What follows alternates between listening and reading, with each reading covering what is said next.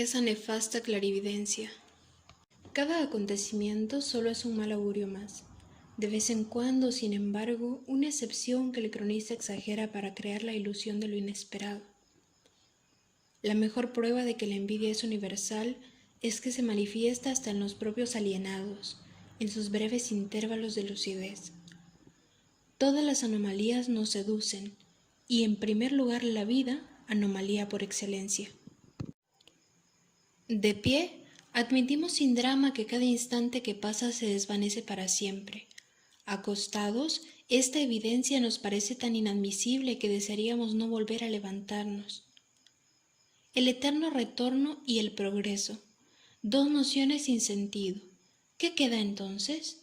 La resignación al futuro, a sorpresas que no lo son, a calamidades que pretenden ser insólitas.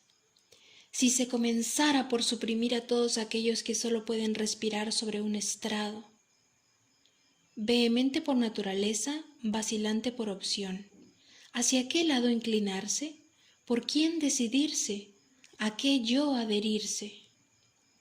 Se necesitan virtudes y vicios tenaces para mantenerse en la superficie, para salvaguardar ese aspecto emprendedor que se necesita para resistir al prestigio del naufragio o del sollozo. Habla usted con frecuencia de Dios. Esa es una palabra que yo ya no utilizo, me escribe una exmonja. No todo el mundo tiene la suerte de haberse hartado de ella. Esas noches en medio de las cuales, en ausencia de un confidente, no tenemos más remedio que dirigirnos a quien interpretó ese papel durante siglos, durante milenios. La ironía, esa impertinencia matizada, ligeramente amarga, es el arte de saber detenerse a tiempo. La mínima profundización la aniquila. Si tenéis tendencia a insistir, corréis el riesgo de hundiros con ella. Lo maravilloso de esta vida es que cada día nos aporta una nueva razón para desaparecer. Puesto que no se recuerdan más que humillaciones y las derrotas, ¿para qué habría servido el resto? Interrogarse sobre el fondo de cualquier cosa da ganas de revolcarse por el suelo. Esa era, en cualquier caso, mi manera de responder, en mi juventud, a las interrogaciones capitales, a las preguntas sin respuesta. Abriendo un manual de prehistoria, caigo sobre algunos especímenes de nuestros antepasados, siniestros a más no poder. Sin duda alguna debían de ser así. Asqueado y avergonzado, cierro rápidamente el libro, sabiendo, eso sí, que volveré a abrirlo cada vez que tenga que insistir sobre la génesis de nuestros horrores y de nuestras bellaquerías. La vida secreta de la antivida y esta comedia química, en lugar de incitarnos a sonreír, nos consume y trastorna. El ansia de consumirse dispensa el ansia de creer. Si la rabia fuese un atributo del Altísimo, hace tiempo que yo hubiera superado mi estatuto de mortal. La existencia podría justificarse si todo el mundo se comportase como si fuese el último ser vivo. Ignacio de Loyola, atormentado por escrúpulos cuya naturaleza no precisa, cuenta que pensó liquidarse. ¡Hasta él! Decididamente esta tentación está más generalizada y arraigada de lo que se piensa. Ella es, de hecho, el honor del hombre, antes de su deber. Solo está inclinado a producir quien se equivoca sobre sí mismo, quien ignora los motivos secretos de sus actos. El creador que ha llegado a ser transparente para sí mismo deja de crear. El conocimiento de sí indispone al demonio. Es ahí donde hay que buscar la razón de que Sócrates no escribiera nada. Que podamos ser ultrajados por aquellos a quienes despreciamos desacredita el orgullo. En un libro admirablemente traducido del inglés, un solo error: los abismos del escepticismo, cuando debería haberse traducido de la duda, pues la palabra escepticismo implica en francés un matiz de diletantismo, por no decir de frivolidad, inasociable con la idea del abismo. El gusto por la fórmula es paralelo a una debilidad por las definiciones, por aquello que menos relación tiene con lo real. Todo lo que se puede clasificar es perecedero. solo sobrevive lo que es susceptible de diversas interpretaciones. Enfrentado con el papel blanco, ¡qué Waterloo en perspectiva! Cuando se conversa con alguien, por muy grandes que sean sus méritos, no hay que olvidar ni un solo instante que en sus reacciones profundas no difieren nada del común de los mortales. Por prudencia debe tratársele con miramiento, pues, como todo el mundo, tampoco él soportaría la sinceridad, causa directa de la mayoría de las disputas y rencores. Haber rozado todas las formas de degradación, incluso el éxito. No se posee ninguna carta de Shakespeare. ¿Escribió alguna? ¿Cuánto nos hubiera gustado oír a Hamlet quejarse de la abundancia del correo? La virtud eminente de la calumnia es que hace el vacío a nuestro alrededor sin que nosotros tengamos que abrir la boca. Asco desesperado ante una muchedumbre, tanto si es festiva como iracunda. Todo se degrada desde siempre. Una vez bien hecho este diagnóstico, podemos proferir cualquier exageración. Estamos incluso obligados a ello. Si casi siempre somos desconcertados por los acontecimientos, es porque basta esperar para darse cuenta de que hemos pecado de ingenuidad. La pasión por la música es en sí misma una confesión. Sabemos más sobre un desconocido entregado a ella que sobre alguien insensible a su embrujo, a quien vemos todos los días. En el límite de la noche, nadie ya, solo la irrupción de los minutos, cada uno de ellos fingiendo acompañarnos y esfumándose luego, deserción tras deserción. Ser objetivo es la prueba de una perturbación inquietante. Quien dice vivo dice parcial. La objetividad, fenómeno tardío, síntoma alarmante, es el comienzo de la capitulación. Habría que estar tan poco al corriente de todo como un ángel o un subnormal para creer que la calaverada humana puede acabar bien.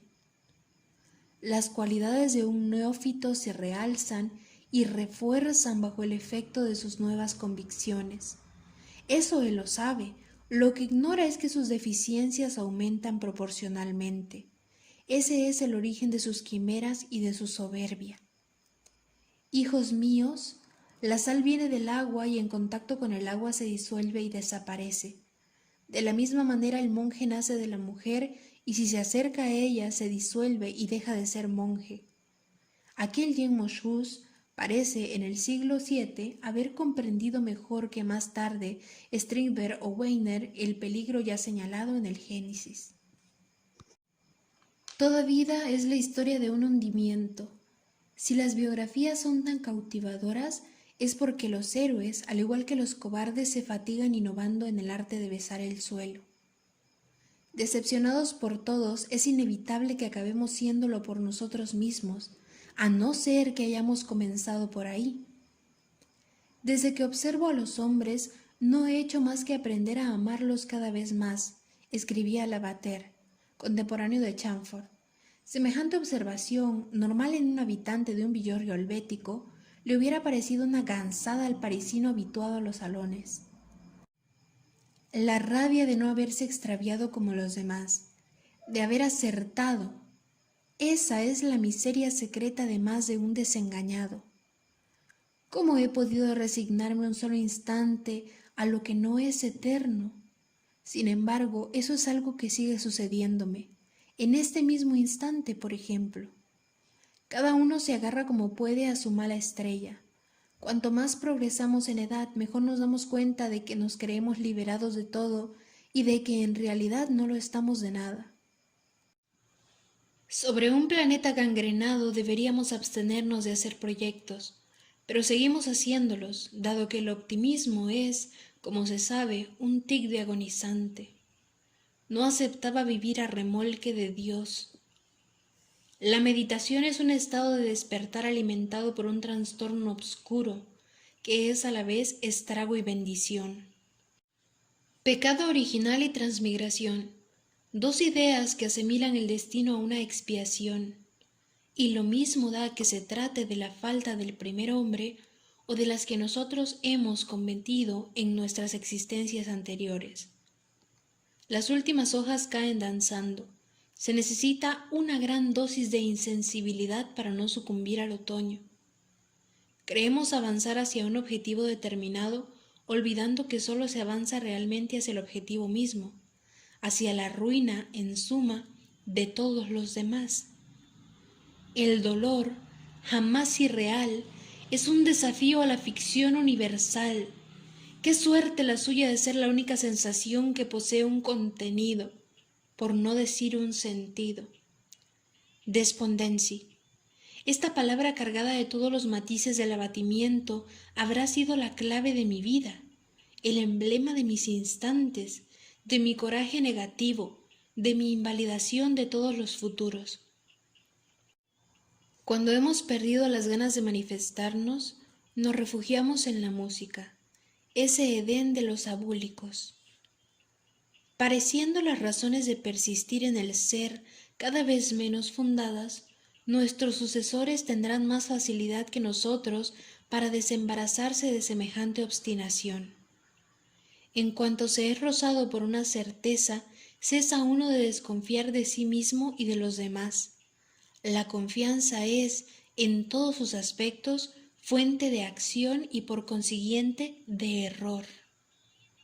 Cuando conocemos a alguien verdadero, nuestra sorpresa es tal que nos preguntamos si no somos víctimas de un deslumbramiento.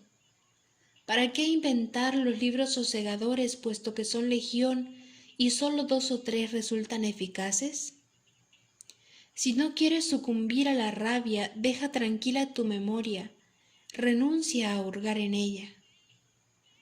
Todo lo que obedece a las leyes de la vida, es decir, todo lo que se pudre, me inspira reflexiones tan contradictorias que rayan en la confusión mental.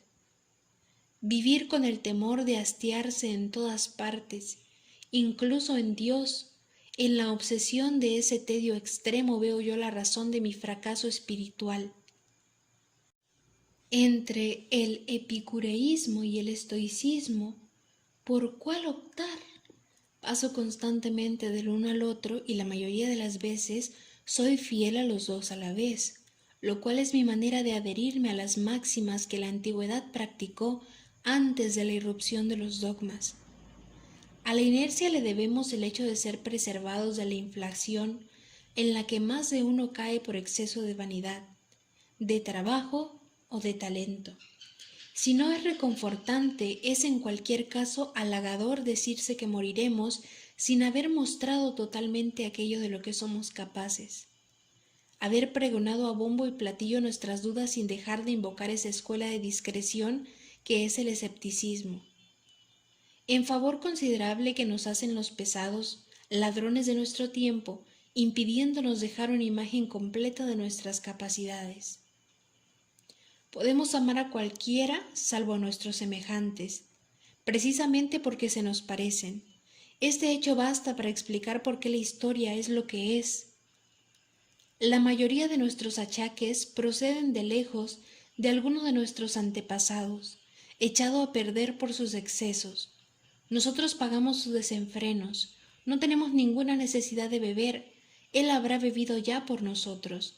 Esa resaca que a veces nos sorprende tanto es el precio que pagamos por sus euforias. 30 años de éxtasis ante el cigarro. Ahora, cuando veo a los demás entregados a mi antiguo ídolo, me resulta imposible comprenderlos. Los considero seres trastornados o nulos. Si un vicio que hemos vencido se vuelve para nosotros hasta ese punto ajeno, ¿cómo no permanecer estupefacto ante lo que no hemos practicado? Para engañar a la melancolía hay que moverse sin tregua. En cuanto nos detenemos, ella se despierta, si es que alguna vez se adormeció realmente. Solo me entran ganas de trabajar cuando tengo que ir a una cita. Voy siempre a ella con la certeza de dejar escapar una ocasión única de superarme. No puedo prescindir de las cosas de las que no me preocupo, le gustaba repetir a la duquesa Dumaine. La frivolidad, llevada hasta ese punto, es un preludio al renunciamiento. Si le fuera posible al Todopoderoso imaginar la carga que representa para mí el mínimo acto, no dudaría, en un arranque de misericordia, en cederme su puesto. No sabiendo hacia qué dirigirnos, practicar el pensamiento discontinuo, reflejo de un tiempo que ha estallado. Lo que sé arruina lo que deseo. Regreso de una incineración, devaluación instantánea de la eternidad y de todos los grandes vocablos. Postración incalificable, luego dilatación más allá de los límites del mundo y de la resistencia del cerebro. El pensamiento de la muerte esclaviza a quienes obnubila. Solo libera al principio, después degenera en obsesión, dejando así de ser un pensamiento. El mundo es un accidente de Dios. Accidens Dei. Qué justa parece la fórmula de San Alberto Magno. Gracias al abatimiento recordamos aquellas bajezas que hemos ocultado en lo más profundo de nuestra memoria. El abatimiento es el desenterrador de nuestras vergüenzas. Por nuestras venas circula la sangre de los macacos. Si pensáramos en ello con frecuencia acabaríamos dimitiendo. No más teología ni metafísica, lo cual equivale a decir no más divagaciones, ni arrogancia, ni desmesura, ni nada. ¿Es concebible abrazar una religión fundada por otro?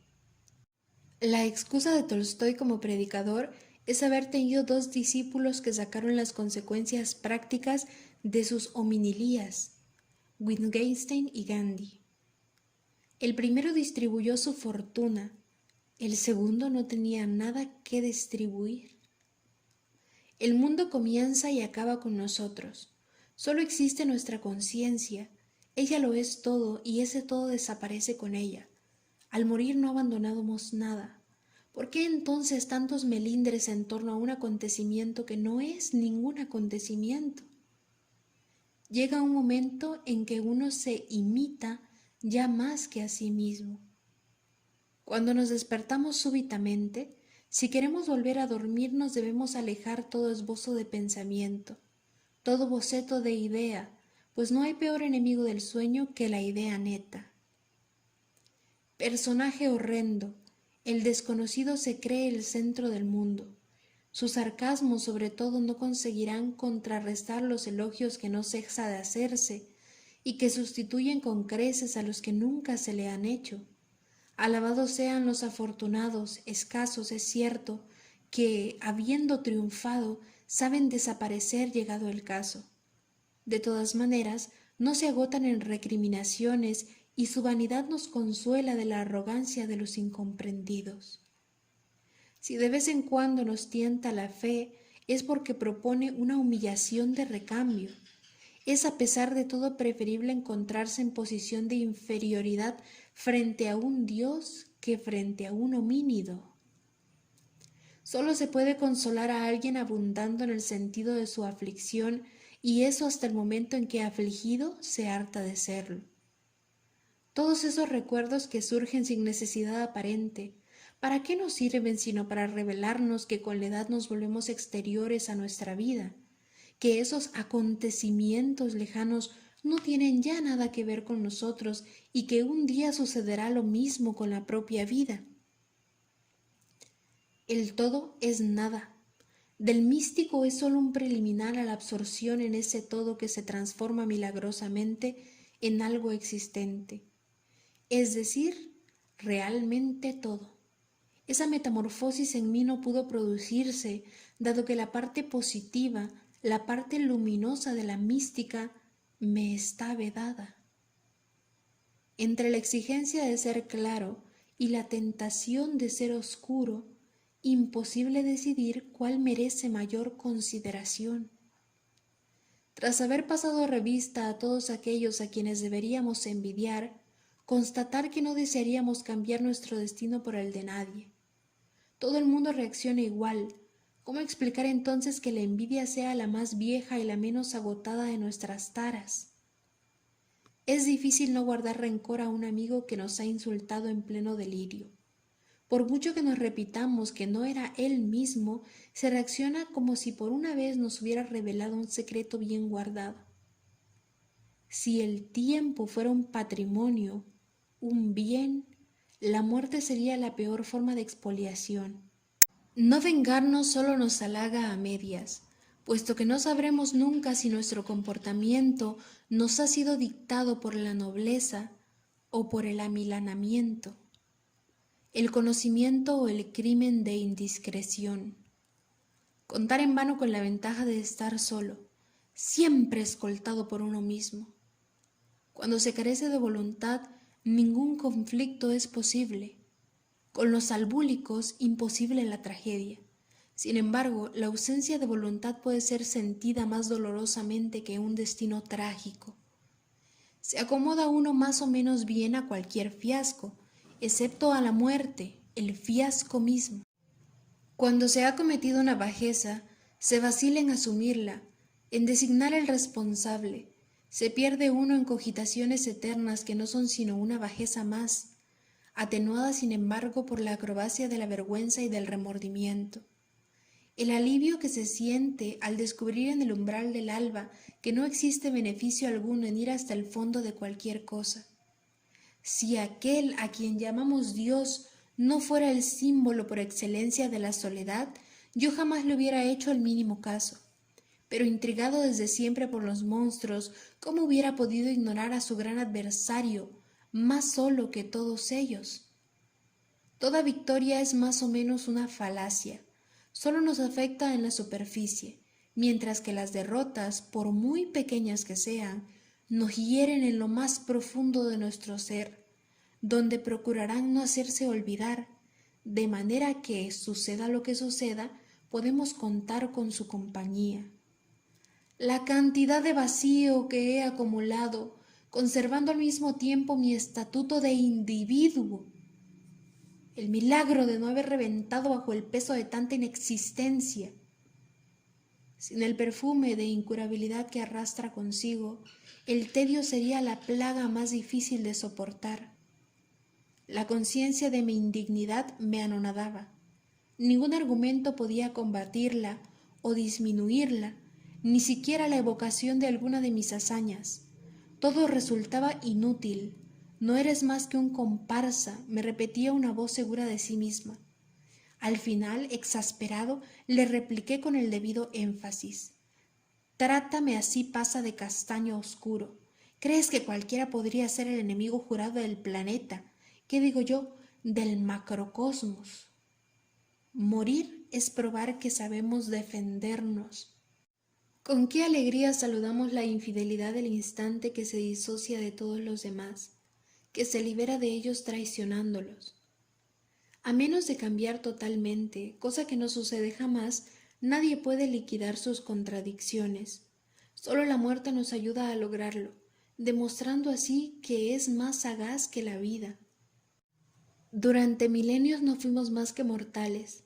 Henos aquí hoy por fin promovidos al rango de moribundos. Pensar que hubiéramos podido dispensarnos de vivir todo lo que hemos vivido.